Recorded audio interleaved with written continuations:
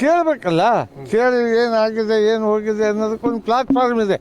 ನಮ್ಮನ್ನು ಎದಕ್ಕೆ ಕಳಿಸಿದ್ರು ನೀವು? ನಮ್ಮ ಸಮಸ್ಯೆಗಳೇನಿದಾವೆ, ಅವ್ರ ಸಮಸ್ಯೆಗಳೇನಿದಾವೆ, ಅದಕ್ಕೆ ಲಕ್ಷಾಂತರ ಜನ ಆಯ್ಕೆ ಮಾಡಿ ನಮ್ಮನ್ನು ಜನಪ್ರತಿನಿಧಿಗಳಾಗಿ ವಿಧಾನಸೌಧಕ್ಕೆ ಕಳಿಸಿದ್ರೆ ವಿಧಾನಸೌಧದಾಗ ನೀವು ಈ ನಮೂನೆ ಮಾಡಿದ್ರೆ ಏನು ಮಾಡೋಕ್ಕಾಗತ್ತೆ? ಆದ್ದರಿಂದ ಬರಗಾಲದ ಬಗ್ಗೆ ಚರ್ಚೆ ಆಗಿಲ್ಲ. ಆದ್ದರಿಂದ ಕೇಂದ್ರದ ಮೇಲೆ ಜವಾಬ್ದಾರಿ ಇದೆ.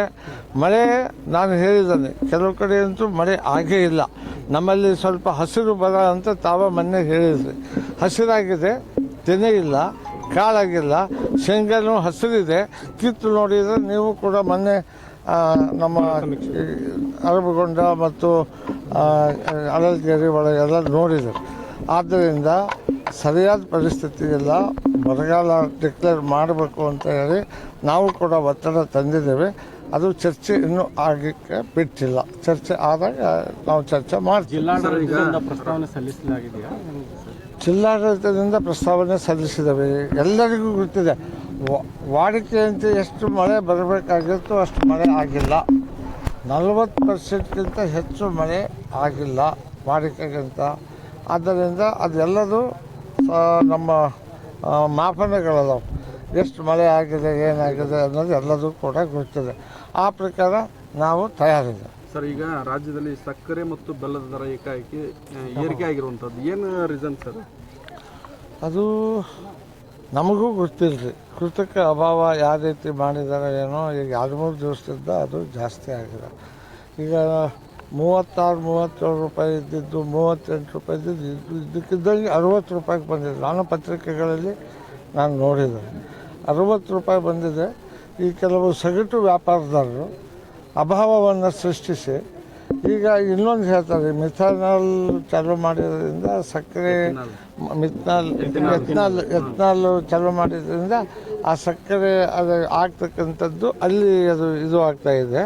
ಆದ್ದರಿಂದ ಕೃತಕ ಅಭಾವ ಜಾಸ್ತಿ ಆಗಿದೆ ಅಂಥೇಳಿ ಕೇಂದ್ರ ಸರ್ಕಾರದ ಕೈಯಲ್ಲಿ ಇದೆ. ಅದು ನಮ್ಮ ಕೈಯಾಗ ಏನಿಲ್ಲ. ಅವ್ರು ಎಷ್ಟು ತೊಗೋಬೇಕು, ಏನು ಮಾಡಬೇಕು ಅನ್ನೋದು ಕೂಡ. ಅದಕ್ಕಾಗಿಯೂ ಕೆಲವು ಭಾಳ ಫ್ಯಾಕ್ಟ್ರಿಗಳು ಹುಟ್ಕೊಂಡ್ಬಿಟ್ಟವು. ಅದಕ್ಕೆ ಈ ಹಳೆ ಅಕ್ಕಿ ಮತ್ತು ಗೋವಿನ ಜೋಳ ಅದರಿಂದ ಅದನ್ನು ತಯಾರು ಮಾಡ್ತೀವಿ ಅಂತ ಇದು ಇದೆ. ಆದರೆ ಕಬ್ಬು ಕೂಡ ಈಗ ರೇಟ್ ಕಡಿಮೆ ಆಗಿದ್ದಕ್ಕೆ ಇದ್ದಕ್ಕಿದ್ದಂಗೆ ಕಂಪನಿ ಮಾಲೀಕರು ಎಥನಾಲ್ ಕಡೆ ಇದನ್ನು ಮಾಡಿಬಿಟ್ಟಾರೆ. ಅದರಿಂದನೂ ಒಂದು ಅಭಾವ ಆಗಿದೆ. ಅದಕ್ಕೆ ನಾವೆಲ್ಲ ಸ್ಟ್ರಿಕ್ಟ್ ಇನ್ಸ್ಟ್ರಕ್ಷನ್ ಕೊಟ್ಟಿದ್ದೀನಿ. ಎಲ್ಲೆಲ್ಲಿ ಗೋಡೌನ್ಗಳ ಮೇಲೆ ಇದನ್ನು ಮಾಡಿರಿ, ಏನೋ ಜಪ್ತಿ ಮಾಡಿ ಅವನ್ನೆಲ್ಲ ಈಗೇನು ಕೃತಕ ಗೊಬ್ಬರನೂ ಮಾಡೋ ಮುಂದೆ ಏನೇನು ಮಾಡ್ತಾರೆ ಅದನ್ನು ಅಭಾವ ಮಾಡ್ತಾ ಆ ಸೃಷ್ಟಿ ಆಗಿದೆ. ಅದಕ್ಕೆಲ್ಲ ಅಧಿಕಾರಿಗಳಿಗೆ ಹೇಳಿದ್ದೇನೆ, ಅದನ್ನು ಆದಷ್ಟು ಬೇಗನೆ ಅದನ್ನು ಸರಿ ಮಾಡಲಿಕ್ಕೆ ಪ್ರಯತ್ನ ಮಾಡ್ತಾರೆ. ಇಲ್ಲ, ಮಾಡಿಲ್ಲ. ಇದು ಆಗಿರೋದೇ ಒಂದು 3-4 ದಿವಸದಿಂದ. ನಾವು ಸದನದಲ್ಲಿ ಬ್ಯುಸಿಯಾಗಿದ್ದೇವೆ. ಮುಂಜಾನೆಯಿಂದ 2 ಸದನದಲ್ಲಿ ಕ್ವಶನ್ನು ಆನ್ಸರು, ಗಮನ ಸಲಹೆ, ಸೂಚನೆ ಅವೆಲ್ಲ ಬರ್ತಾ ಇರೋದ್ರಿಂದ ನಾನು ಕೂಡ ಬ್ಯುಸಿಯಾಗಿದ್ದೇನೆ. ಇವತ್ತು ಸೋಮವಾರಕ್ಕೆ ನಾನು ಒಂದು ಸಭೆ ಕರೆದು ಏನು ಮಾಡಬೇಕು ಅಂತ ಮಾಡ್ತೀನಿ.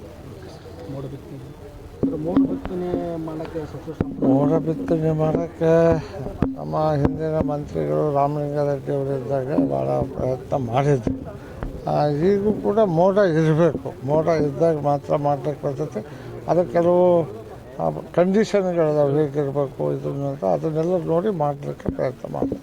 ಸರ್, ಹಿಂದೂಗಳ ಮೇಲೆ ಪದೇ ಪದೇ ಹಲ್ಲೆ ಆಗ್ತಿರೋದು, ಹಿಂದೂ ದೇವಸ್ಥಾನಗಳಲ್ಲಿ ಅಪವಿತ್ರಗೊಳಿಸೋದು, ಜಿಲ್ಲೆಯಲ್ಲಿ ಕಾಮನಗಿರಿ, ರಟ್ಟೆಹಳ್ಳಿದಾಗಿರ್ಬೋದು, ಈ ಕಡೆ ನೆರೆಗಲ್ದಾಗಿರ್ಬೋದು, ಈಗ ನಿನ್ನೆ ಸಿಗ್ಗಾಂವಲ್ಲಿ ಆಂಜನೇಯ ದೇವಸ್ಥಾನದಲ್ಲಿ ಮೂತ್ರ ವಿಸರ್ಜನೆ ಮಾಡಿದ್ದಾರೆ ಮುಸ್ಲಿಂ ಯುವಕ.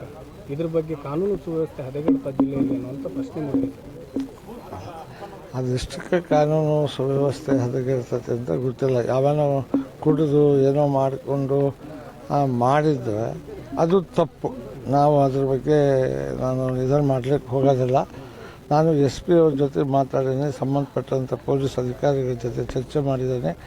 ಆದಷ್ಟು ಕಾನೂನಿನ ರೀತಿಯಲ್ಲಿ ಅವನಿಗೇನು ಮಾಡಬೇಕು ಅದೆಲ್ಲ ಮಾಡಿರಿ. ಅದಕ್ಕೆ ಯಾರ್ದು ಕೂಡ ನಮ್ಮದು ಇದು ಇಲ್ಲ. ಯಾಕಂದರೆ ಇವೆಲ್ಲ ಆಗಬಾರ್ದು. ಈಗ ಸುದೈವಕ್ಕೋ ಏನೋ ಹಾವೇರಿ ಒಳಗೆ ಮಹಾತ್ಮ ಗಾಂಧಿ ಚೆಂಡೆ ತೆಗೆದ್ರು. ಅದು ಬಹಳ ದೊಡ್ಡ ಇಶ್ಯೂ ಆಗ್ತಿತ್ತು. ಆದರೆ ಅವನು ಯಾವನ ಹುಚ್ಚ ಹಿಂಗೆ ಮಾಡಿದಾನ ಅಂತ ಹೇಳಿ ಮಾನಸಿಕತೆ ಇದು ಅದನ್ನು ಅಂತ ಹಾಸ್ಪಿಟ್ಲಿಗೆ ಹೋಗಿ ಜಡ್ಜ್ ಹತ್ರ ಕೊಟ್ಟು ಅಂಥವನ್ನು ಕೂಡ ಜೈಲಿಗೆ ಹಾಕ್ಸಿದ್ರು. ಇವನು ಯಾವನು ಮಾಡಿದಾನ ಅವನ ಮೇಲೆ ಏನು ಕ್ರಮ ಕಾನೂನಿನಲ್ಲಿ ತಗೊಳಕ್ಕೆ ಏನು ಕಠಿಣ ಕ್ರಮ ಅದಾವು ಅವನ್ನೆಲ್ಲವನ್ನು ಮಾಡಲಿ ಅಂತ ನಾನು ಈಗಾಗಲೇ ಪೊಲೀಸರಿಗೆ ನಾವು ಆದೇಶ ಕೊಟ್ಟಿದ್ದೇನೆ. ಹಾಗಾಗಿ ನಾವು ಅದಕ್ಕೆ ಯಾರೂ ಇದು ಇಲ್ಲ. ಮತ್ತು ಅಲ್ಲಿ ಸಂಬಂಧಿಸಿದಂಥ ಶಾಸಕರು ಕೂಡ ಅವರು ಹೇಳಿದ್ದಾರೆ ಏನು ಮಾಡೋಕ್ಕೆ ಬರ್ತೈತೆ ಅದು ಮಾಡಿರಿ, ನಾವು ಯಾರೂ ಇದು ಇಲ್ಲ. ಒಬ್ಬನ ಯಾವನಾರ ಮಾಡಿದ್ದಕ್ಕೆ ಒಬ್ಬನ ಯಾವನಾರ ಏನಾದ್ರು ತಪ್ಪು ಮಾಡಿದರೆ ಇಡೀ ಸಮುದಾಯ ಕೆಟ್ಟ ಹೆಸರು ಬರ್ತದೆ. ಆದ್ದರಿಂದ ಕಾನೂನು ಪ್ರಕಾರ ಕ್ರಮ ತಗೊಂಡು ಹೇಳಿದ್ರು ಕಾಂಗ್ರೆಸ್ ಶಾಸಕರು ಕುಮ್ಮಕ್ಕಿನಿಂದನೇ ನಡೀತಾ ಇದೆ. ನೋಡ್ರಿ, ಇದು ಯಾರು ಕುಮ್ಮಕ್ಕೆ ಮಾಡೋಕ್ಕೆ ಸಾಧ್ಯನ? ಯಾರು ಹೇಳ್ಬೋದ? ಇವೆಲ್ಲ ಅನ್ನ ಉಣ್ಣೋರು ಯಾರು ಯೋಚನೆ ಮಾಡಬಾರ್ದು. ಇದನ್ನು ಇವೆಲ್ಲವೂ ಸುಮ್ಮನೆ ಊಹಾಪೋಹಗಳು, ಏನೋ ಸುಮ್ಮನೆ ಕಾಂಗ್ರೆಸ್ಸು BJP ಅಂತ ಮಾಡಿ ಇವನ್ನೆಲ್ಲ ಮಾಡಿಸ್ಲಿಕ್ಕೆ ಇದನ್ನು ಮಾಡ್ತಾರೆ. ನಾನಂತೂ ಖಂಡಿತವಾಗಿ ಯಾವನ್ ತಪ್ಪು ಮಾಡಿದಾನೆ ಅವನಿಗೆ ಶಿಕ್ಷೆ ಆಗಬೇಕು ಅಂತಂದ್ರೆ ನಾನು ಒಬ್ಬ. ಈದ್ ಮಿಲಾದ್ ದಿವಸ ಸಿಗ್ಗಾಂವ್ ಬಂದ್ ಮಾಡೋದು ಅಂತೇಳಿ ಕರೆ ಕೊಟ್ಟಿದ್ದಾರೆ ಆಡಳಿತ ಮಂಡಳಿ. ಅದೇನಪ್ಪ ನನಗೆ ಗೊತ್ತಿಲ್ಲ. ಈಗ ಈ ದೇಶದ ಸಂವಿಧಾನ ಎಲ್ಲರೂ ಮಹಾತ್ಮ ಗಾಂಧಿ ಹೇಳಿ ಹೋಗ್ಯಾರ, ಏನಾದ್ರು ಅನ್ಯಾಯ ಆದಾಗ ಸತ್ಯಾಗ್ರಹ ಮಾಡಿರಿ, ಸ್ಟ್ರೈಕ್ ಮಾಡಿರಿ ಅಂತ ಹೇಳಿದ್ದಾರೆ. ಅದಕ್ಕೆ ನಾನೇನು ಹೇಳೋಕ್ಕಾಗತ್ತೆ? ಅದು ಒಬ್ಬ ಸಾಮಾನ್ಯ ವ್ಯಕ್ತಿಯಿಂದ ಇದ್ರ ಹಿಂದೆ ಯಾರು ಇದು ಕುಮ್ಮಕ್ಕೈತಿ, ಅದನ್ನು ಮಾಡೋದ್ರಿಂದ ಇದು ಐತಿ ಅಂತ ಇದ್ರೆ ನಾವೆಲ್ಲ ಯೋಚನೆ ಮಾಡಬೇಕು. ಯಾವನು ಒಬ್ಬನ ತಪ್ಪು ಮಾಡಿದರೆ ಊರು ಬಂದ್ ಮಾಡೋದು, ಊರಾಗ ಅಹಿತಕರ ಘಟನೆಗಳು ನಡಿಬಾರ್ದು. ಇವ್ನು ಯಾರು ಮಾಡಿದಾರೋ ಅದಕ್ಕೆ ನಾವು ಸಪೋರ್ಟ್ ಮಾಡಿದ್ರೆ ನಮಗೆ ಹೇಳಿ. ಆದರೆ ನಾವು ಅದಕ್ಕೆ ವಿರುದ್ಧವಾಗಿ ಅವ್ನಿಗೆ ಏನು ಮಾಡಬೇಕು ಮಾಡಿದ್ದಾರೆ. ಆಲ್ರೆಡಿ ಅವನಿಗೆ ಜೈಲಿಗೆ ಹಾಕಿದ್ದಾರೆ, ಕಸ್ಟಡಿ ಕೊಟ್ಟಿದ್ದಾರೆ. ಮುಂದೆ ಜಡ್ಜ್ಗಳು ಏನು ತೀರ್ಮಾನ ಕೊಡ್ತಾರೆ ಅದಕ್ಕೆಲ್ಲರೂ ಒಪ್ಪಬೇಕು.